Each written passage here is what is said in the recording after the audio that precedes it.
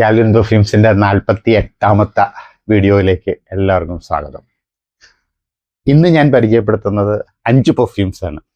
Louis വിറ്റന്റെ 5 perfumes, അവരുടെ ഏറ്റവും best ആയിട്ടുള്ള 5 പെർഫ്യൂംസ് ആണ് ഞാനിന്ന് പരിചയപ്പെടുത്തുന്നത്.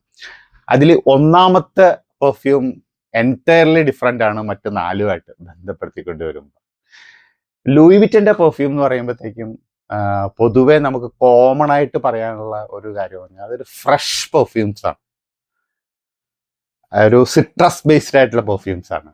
കൂടുതലും ആളുകൾ ഓറഞ്ച് നോട്ട്സുകൾ, എന്താ പറയുക, ജിഞ്ചർ നോട്ട്സുകൾ, അക്വാട്ടിക് നോട്ട്സുകളൊക്കെ ഇഷ്ടപ്പെടുന്നവർക്ക് ഉള്ള പെർഫ്യൂമാണ് ലൂയി വിറ്റന്റെ പെർഫ്യൂംസ്. സാധാരണക്കാരുടെ ഒരു കപ്പ് ഓഫ് ടീ എന്ന് പറയാൻ നമുക്ക് പറ്റില്ല. ഭയങ്കര കോസ്റ്റ്ലിയർ പെർഫ്യൂംസ് ആണ്. നമുക്കത് ഒറിജിനൽ വാങ്ങിച്ച് ഉപയോഗിക്കുക അത്ര എളുപ്പമുള്ളൊരു കാര്യമല്ല. അതിന് ഏറ്റവും ബെസ്റ്റ് ഇൻസ്പയർഡ് വേർഷൻസ് തന്നെയാണ് ഈ ലൂയി വിറ്റന്റെ പെർഫ്യൂംസ് ഉപയോഗിക്കാൻ. മീൻസ് ക്യാഷിൻ്റെ പ്രോബ്ലം കൊണ്ട് പറഞ്ഞാണ് കേട്ടോ. അതായിരിക്കും ഏറ്റവും ബെസ്റ്റ് വേ ഉള്ളത്. അവരുടെ ഒന്നാമത്തെ പെർഫ്യൂം ഞാൻ ഈ പറഞ്ഞതിൽ നിന്നൊക്കെ എൻറ്റയർലി ഡിഫറെൻ്റ് ആണ്. ഞാൻ പറയുന്ന 5 ഒന്നാമത്തെ അതാ ഉദ്ദേശിച്ചത് കേട്ടോ. ഇതിലിപ്പോൾ നമ്പർ 1 നമ്പർ 2 ഒന്നും നോക്കണ്ട. ഞാൻ പറയുന്നതിൽ ഒന്നാമത്തെ ഓംബ്രി നൊമേഡ് എന്ന് പറയുന്നൊരു പെർഫ്യൂമാണ്. അത് ഈ ഒരു ക്ലാസ് അല്ല, അതൊരു ഹെവി പെർഫ്യൂമാണ്. ഒരു സ്മോക്കി ടൈപ്പ് പെർഫ്യൂം, അല്ലെങ്കിൽ ഒരു ലെതറി ടൈപ്പ് പെർഫ്യൂം, അല്ലെങ്കിൽ എന്താ പറയുക, ഒരു ഓറിയന്റൽ വുഡി പെർഫ്യൂം എന്ന് വേണമെങ്കിൽ പറയാം. ഭയങ്കര ഹെവി ലാസ്റ്റിംഗ് ഉള്ള ഒരു പെർഫ്യൂമാണ്. പക്ക മാൻലി പെർഫ്യൂമാണ്. നമുക്കൊരു ഹെവി, എന്താ പറയുക, ഏതൊരു ആംബിയൻസിൽ നമുക്കത് ഉപയോഗിക്കാനുള്ള പറ്റും. ലാസ്റ്റിങ്ങിൻ്റെ ഒരു ഫൈനൽ വേർഡ് എന്ന് വേണമെങ്കിൽ നമുക്കത് പറയാം. ലൂയി വിറ്റന്റെ പെർഫ്യൂമിൽ ഒരു ഫൈനൽ വേർഡ് പറയാൻ പറ്റുന്ന, ഒരു ലാസ്റ്റിങ്ങിൽ പറയാൻ പറ്റുന്ന ഒരു പെർഫ്യൂമാണ് ഓംബ്രി നൊമേഡ് എന്ന് പറയുന്ന പെർഫ്യൂം. അതിൻ്റെ അകത്ത് ശരിക്കും പറഞ്ഞു കഴിഞ്ഞാൽ ലെതർ ഉണ്ട്, ആംബർ ഉണ്ട്, ഊതുണ്ട്, സ്പൈസി നല്ലോണം ഉണ്ട്.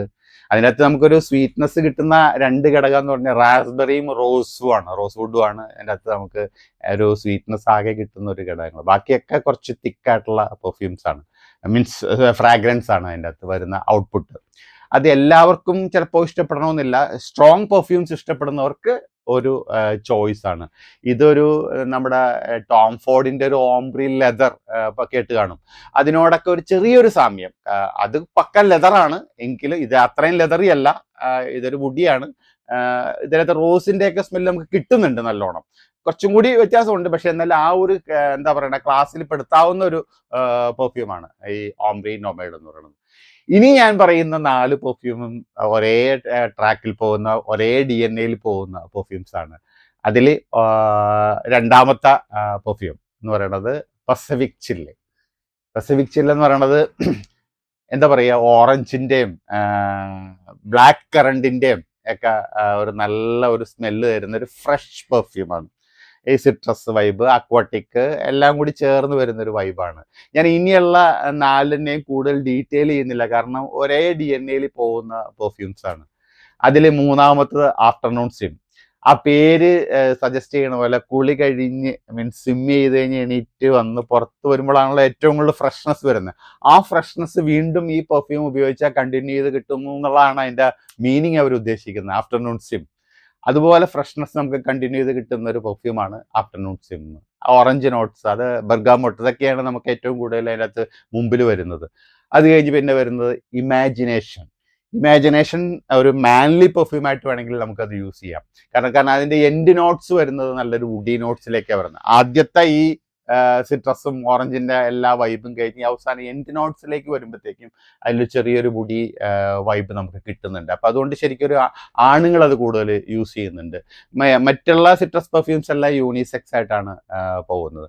അടുത്തത് city of stars. Almost same fragrance തന്നെയാണ്. ചില നോട്ട്സുകളൊക്കെ മുകളിലും കയറി ഇറക്കിയൊക്കെ ആയിട്ട് എടുക്കുന്ന പെർഫ്യൂംസ് ആണ്.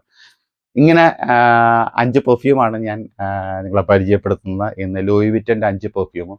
ഞാൻ ആദ്യമേ തന്നെ പറഞ്ഞല്ലോ, ഒന്നാമത്തെ പെർഫ്യൂം ഹെവി ലാസ്റ്റിംഗ് ഉള്ള പെർഫ്യൂമാണ്. പിന്നത്തെ 4 പെർഫ്യൂംസും അത്രയും ലാസ്റ്റിംഗ് ഉള്ള പെർഫ്യൂം അല്ല.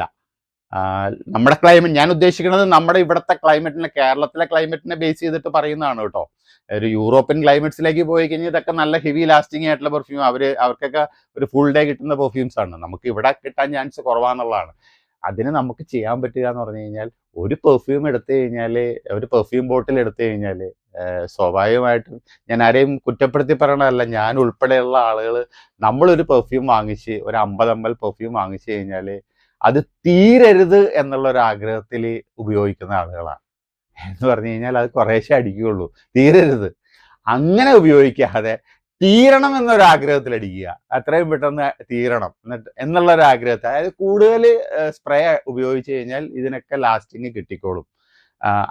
അങ്ങനെ നമുക്ക് കോമ്പൻസേറ്റ് ചെയ്യാൻ പറ്റും ഇതിന്റെ ലാസ്റ്റിംഗ് ഒക്കെ.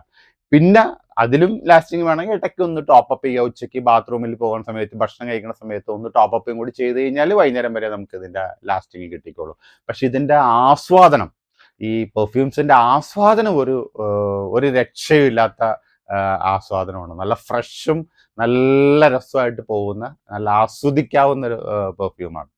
ഈ 5 പെർഫ്യൂമും നമ്മൾ ഷോപ്പിൽ ചെയ്യുന്നുണ്ട്, ഇൻസ്പയർഡ് വെർഷനായിട്ട് ചെയ്യുന്നുണ്ട്.